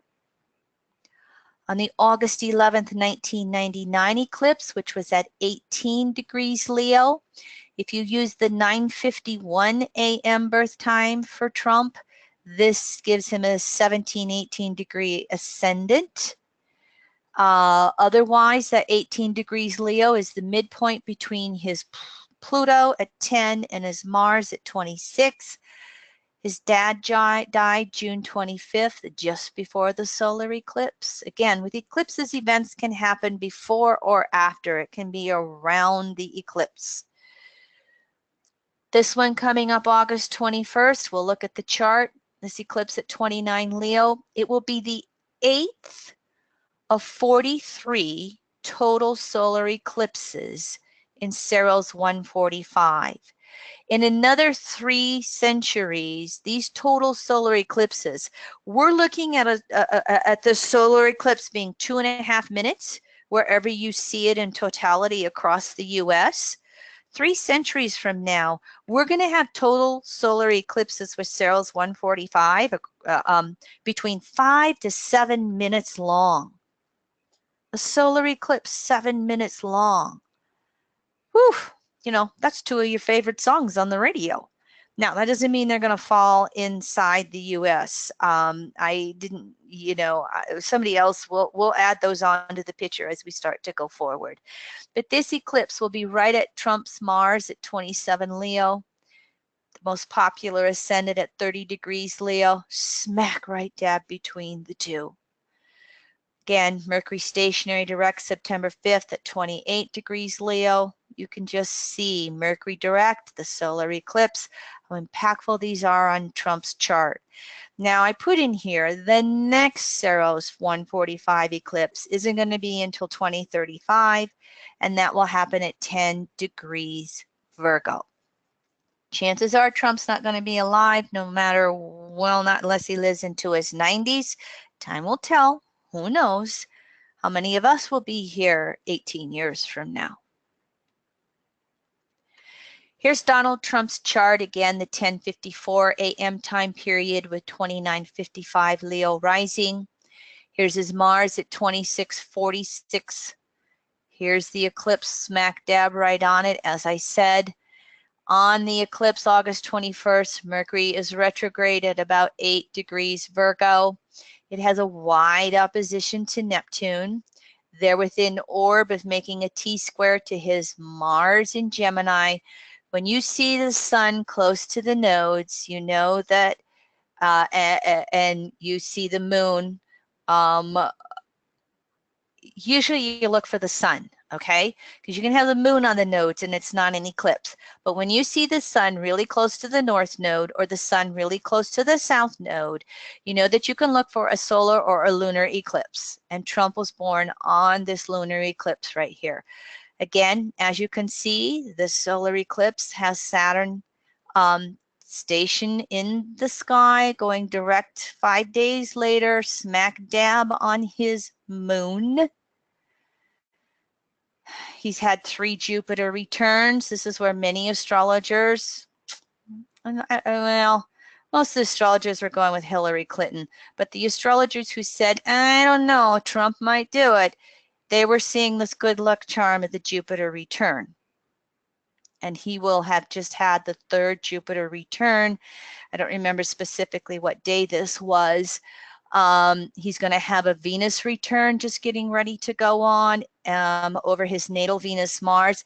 This Venus in Cancer, new phase Mars in Cancer, here's daddy issues, okay? Saturn in Cancer, opposite of Capricorn. Always trying to prove oneself with daddy and being a lot more sensitive. 12th house Pluto's, you know, again, I'm invisible. And a 12th house Pluto in Leo. What do I do? How do I act out to be seen, to be noticed, to be loved? Put it in with a 30-degree Leo ascendant and Mars there. It gets that narcissism. When it's distorted Leo, it's again, I've just got to be bigger, better, brighter to be seen, to be noticed. You add that on with, again, you know, daddy issues, and it can create that, as we talked with this Mercury retrograde, the arrested emotional developments where we don't have that emotional maturation process. So we've got all that emotional wounding that gets projected into adulthood, onto relationships, into, you know, our positions wherever we find ourselves. This is an extremely active solar eclipse on Donald Trump's chart. We've already seen the 2 previous Cerul series have affected his brother and his father. And so what will be there for him with this eclipse? Stay tuned. Who knows? I've put it down to multiple choices. I'll show you in another slide here. But let's assume that we can all collectively breathe calmly enough that we move through this eclipse. And it's just a beautiful, bright eclipse in the sky that we get to watch. And we don't have any turmoil going on. Here's the eclipses in Leo Aquarius for the 18 months, and we are in this one right here about halfway through. These are the eclipses from August 2016 to January 2019. Oops, not a year and a half. These are eclipses for 2.5 years. Everyone that's red is an eclipse, solar or lunar, that is active on Donald Trump's chart. We made it through this lunar eclipse 2 days ago. We still have a south node eclipse season in 2018, a north node eclipse season in 2018 next year. We have 5 more eclipses to get through that are strongly impactful on Donald Trump's chart. If you, as my mother-in-law says, want to pray for your president as a U.S. citizen or even a global citizen, you would want to visualize him finding self-love, realizing, recognizing self-love. There's nothing else to achieve out here in the world. He's a billionaire, we think. He's had 3 beautiful wives. He's got beautiful children. He has more money than he knows what to do with. He has more stuff than he knows what to do with. He became president. Can we just visualize him coming alive with love within himself? I know it's a stretch, but that's what we've got to energize to move him through this upcoming eclipse season. For sake of charts, here's the Gemini rising chart. And the US chart, here's Donald Trump's, okay? And here is this North Node Sun on his Mars, the Uranus there. This is the volatility. This is all the communication volatility. If you use the Sibley chart, it has a Sag rising. It flips this stuff and it puts it all in the 6th house, but it's still all the communication stuff that goes on here. And it still has the South Node and moon opposing the U.S. Mars. It still has them all square the Neptune and Virgo, where half the country absolutely hates him, and half the country holds their nose at all of these, you know, outrageous things and misogyny and all that stuff, because he's going to enact all the conservative distortions of Virgo, trying to, you know, legislate ourselves perfect. You know, his Mercury falls between the U.S., Jupiter, and Sun. This is where those of us who are nationalistic love what he says, and those of us who are not can't believe how infantile he is. Here's where this Venus-Mars falls on the U.S. Mercury and opposes the U.S. Pluto. More of the same. And so Uranus up here in Aries, retrograde in Aries, activating his natal Venus-Saturn, the U.S. Mercury-Pluto. Stay tuned. Let's see. We'll see where all of this goes. You know, Trump's Chiron. 14 Libra on the U.S. Saturn. He's going to cry victim if it doesn't go his way. Here's my multiple choices for Trump. We could see him resigning from office. I was one of the people, I still am one of the people, I have a hard time seeing him last 4 years. Will he be impeached? It's not likely. We're not going to gain control of the Senate in 2018 because we don't have enough members up for re-election. You need those, I think, or is the House, I think it is, that it does the impeachment. So we got to get the majority there in 2018 to even think about that.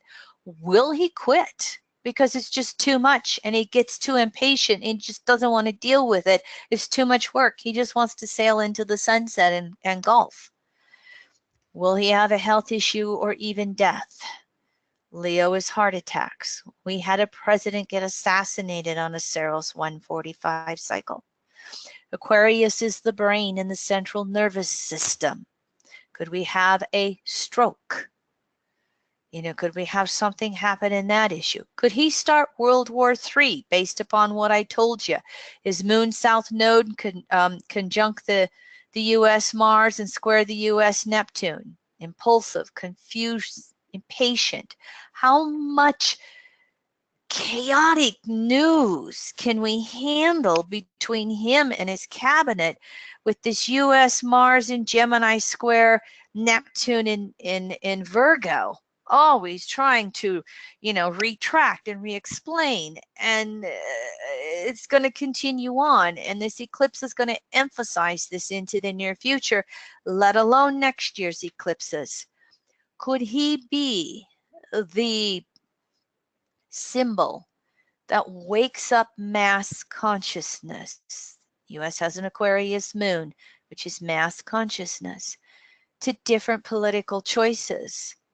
As we're looking at transiting Pluto, balsamic and approaching conjunction to the natal U.S. Pluto. Stay tuned. Again, I don't think there's any prediction here. There's multiple choices of what could possibly happen. We're just going to be moving through space and time to see what actually comes to pass. The lunar eclipse from a couple of days ago was 15 degrees Leo Aquarius. As I said, there was a conjunction opposition to his natal Pluto. We've seen these emotional extremes and impulses that he has literally been going through in the last couple of days. Again, he was born on a lunar eclipse. All lunar eclipses affect him. All eclipses affect him, but especially the lunar ones. These eclipses falling in the Leo Aquarius axis may also affect his children. Leo is children. Okay, a slide on the Pluto generations. And this is for the eclipses, but with Mercury's retrograde, Virgo to Leo, this will affect, these years will affect, the Mercury retrograde will affect these years as well. This lunar eclipse that we just had, it's going to be the conjunctions and oppositions to the Pluto in Leo from 1944 to 1952. You can feel just a little emotionally bombarded right now, needing to calm yourself down. Maybe you've got some real creative juices that are coming through. Your activism getting sparked. The Pluto in Scorpio generation from 1988 to 1992 is having squares from these eclipses.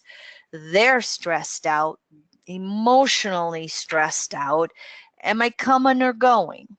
How well are they handling their emotions? Because Scorpio is water.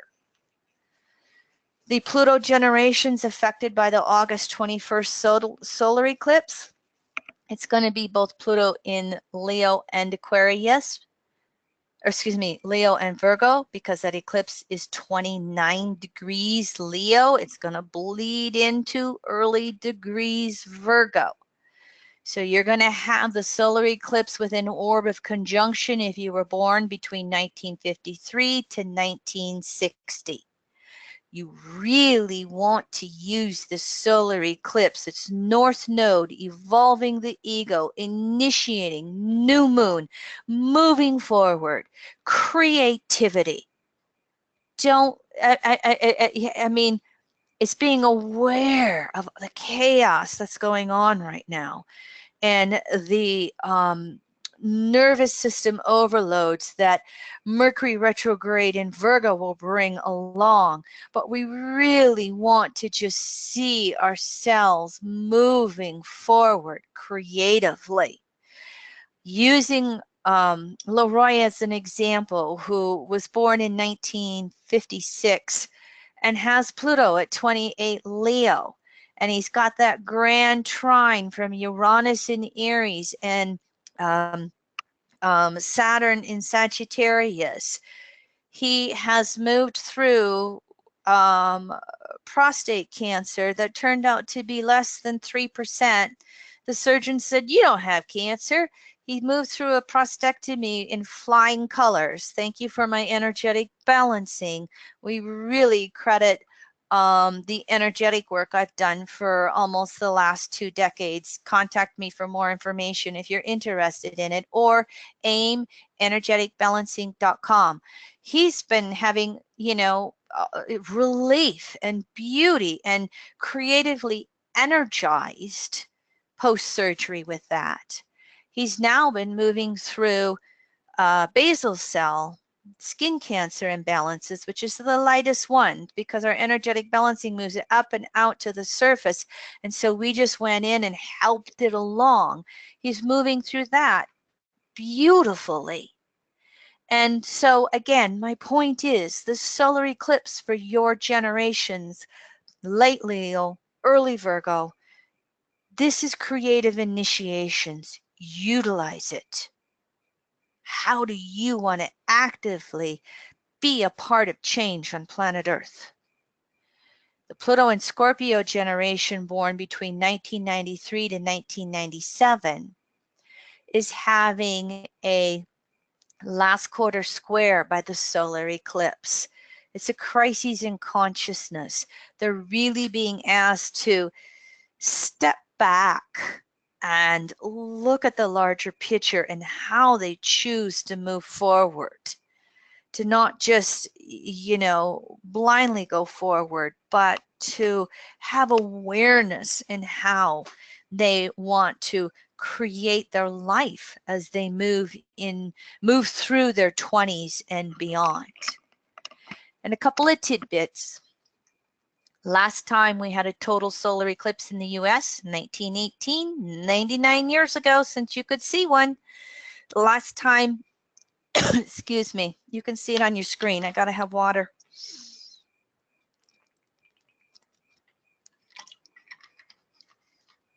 The last total solar eclipse falling entirely in the US, such as the one on August 21st, was 1776.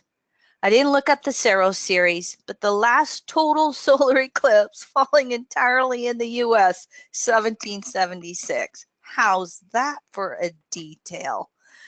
And of course, the next solar eclipse in the US is 2024. Again, I don't know the Saros cycle, but just some little tidbits for your handouts to play with. That's my slides on the solar eclipse.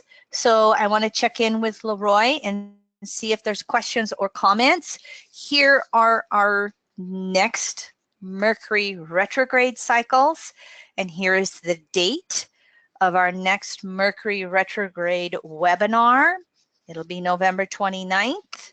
And of course, those are our pay it forward webinars, which means our Mercury retrograde classes are always free, and pass them along. Share this one with anybody that you want to share it with. Here are our future webinars getting into fall as Kim Marie and Leroy get back into the webinar season. Again, we have a 2-part Jupiter and Scorpio series in October. We have a 5-part Saturn in Capricorn series coming in December. And I chose the date for my 2018 forecast as well.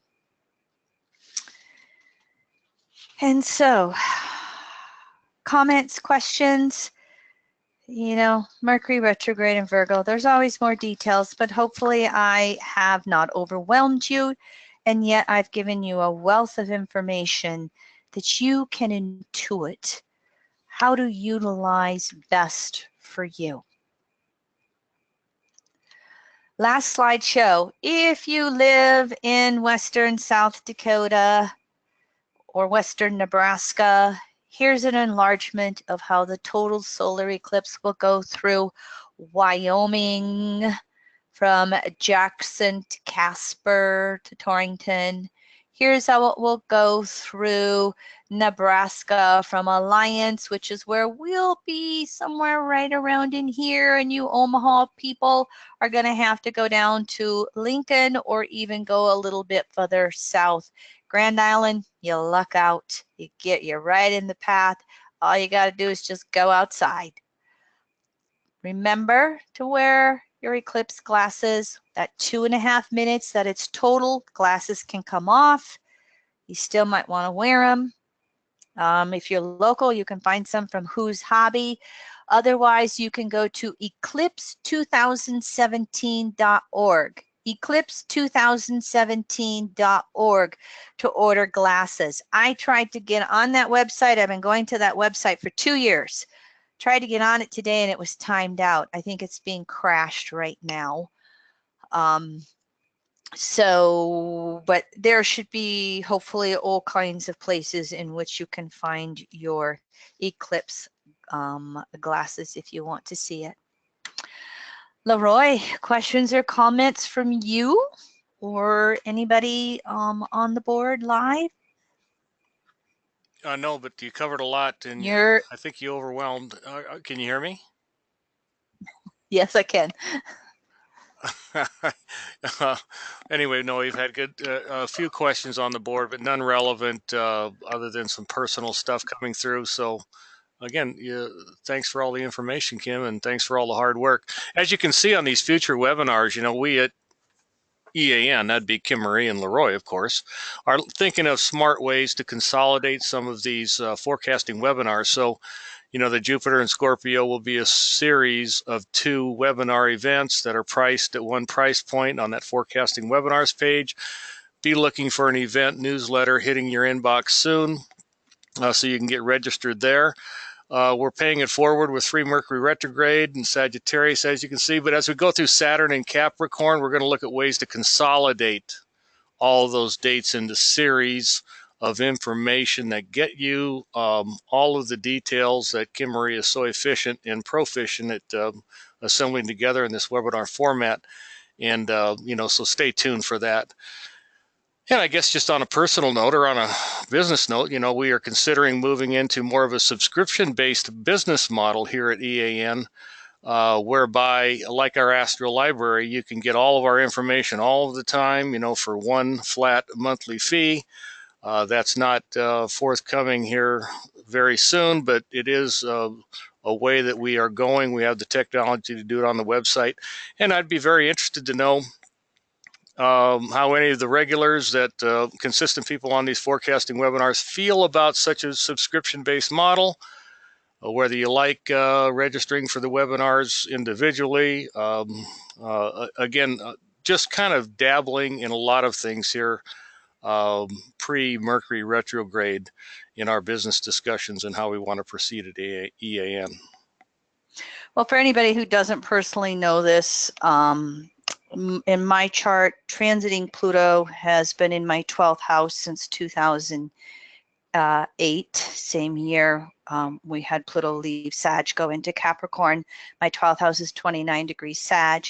My ascendant is 21.5 Capricorn. So I have transiting Pluto finishing up the circle of the chart, finishing up my 12th house for the next 2 years. I'll have Pluto over my ascendant in 2019. And so I've really been conscious of that, transiting Pluto in the 12th surrender. And yet it's in Capricorn. So how do I sense the future moving forward? And what am I doing to put that reality, Capricorn, into place as we move towards 2019? So I'm having my own let go and rebirth on a deep soul level, very personally, with, again, my ascendant at 21.5 degrees Capricorn. So I'm realizing that there will be shifts in how we do things at EAN. Stay tuned as that is intuitively revealed to me, 12th house. And yeah, any feedback or ideas from anybody, we'd be happy to hear from you. And on another note, if you feel overwhelmed by any of this information tonight, remember, you're going to have this recording to go back and listen to again. And I put it in 2 separate segments, so you can go back and just watch the solar eclipse series part of it if you need more information on that. And you'll have the PowerPoint, you know, slides that you can print out and make notes as I rattle it off, which I do. Anything else, Leroy? Nope. You seem to be pretty complete. Wow, I managed to do this in just over 2 hours. Whew. Okay. Well, thank you all for being willing to show up live, for those of you who did. And as you're listening, again, please feel free to share this with anybody who may be interested in this subject matter. And I wish that all of you will enjoy the partial solar eclipse. And for those of you enjoying and looking forward to the total solar eclipse, may you have all the sunshine in the world on August 21st. All right, everyone, thank you very much. Enjoy the rest of the summer, and we'll see you this fall as we start up with our fall webinars. Good night.